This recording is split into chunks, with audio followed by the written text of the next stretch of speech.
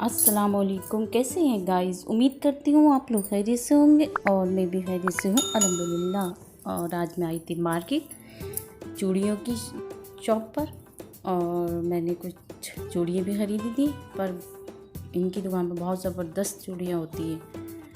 और ये मेरे प्लांट्स हैं जो मेरी मेहनत का फल है।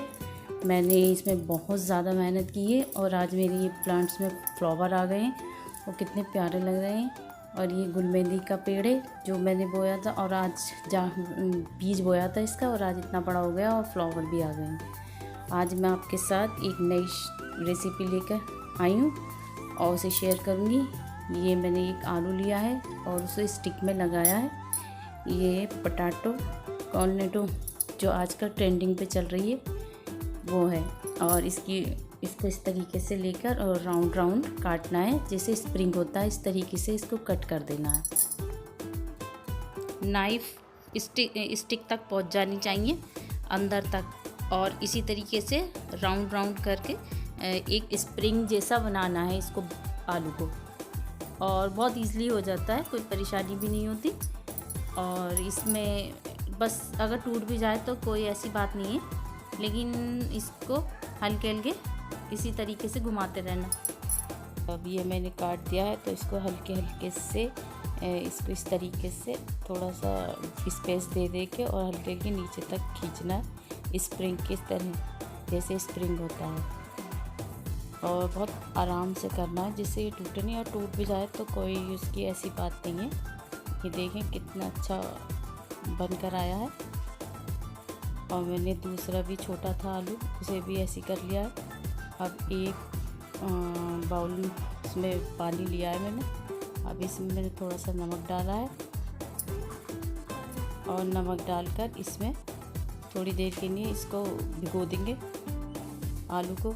कि इससे दो फ़ायदे होते हैं कि एक तो इसमें नमक अंदर इसमें एब्जॉर्ब हो जाएगा और जो इसमें एक्स्ट्रा स्टार्च है वो भी निकल जाएगा। और इतने हम दूसरे बाउल में मैंने 3 चम्मच मैदा लिया है और 2 चम्मच मैंने कॉर्नफ्लोर लिया है।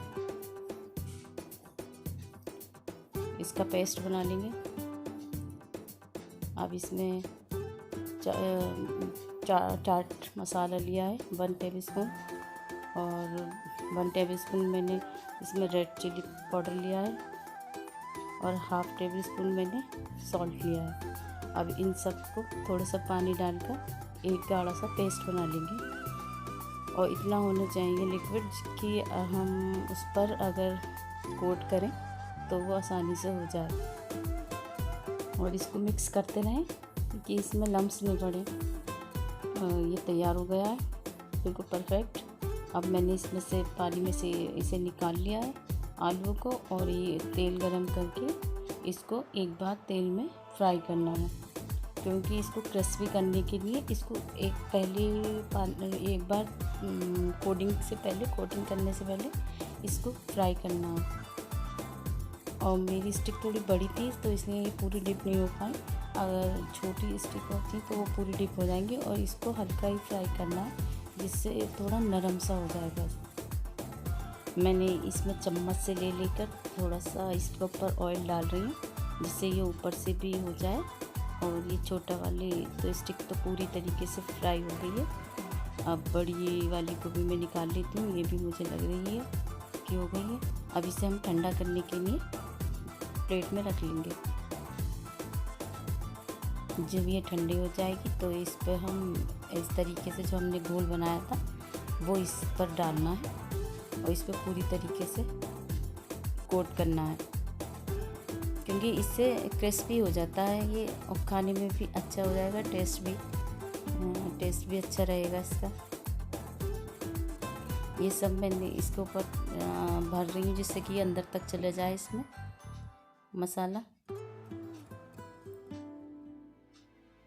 ये सब दोनों को इस तरीके से भिगोकर और फिर इसके बाद हम इसे फ्राई कर लेंगे। जो इसका एक्स्ट्रा होगा वो भी नीचे को इसमें बाउल में ही गिर रहा। ये इसे हम दोबारा फ्राई करने के लिए रख दिया।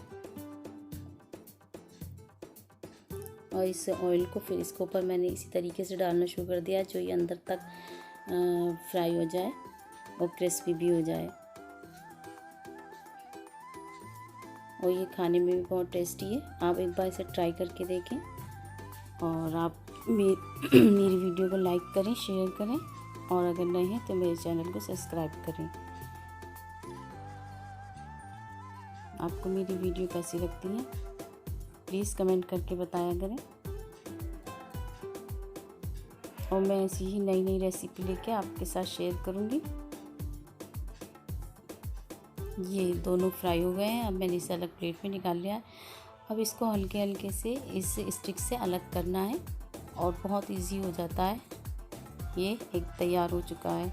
अब इसको आप किसी भी चीज़ से गार्निश कर सकते हैं, मायोनीज़ भी लगा सकते हैं, सॉस वगैरह या फिर कोई चटनी बनाकर इसको सर्व कर सकते हैं और खाने में भी बहुत ही टेस्टी था।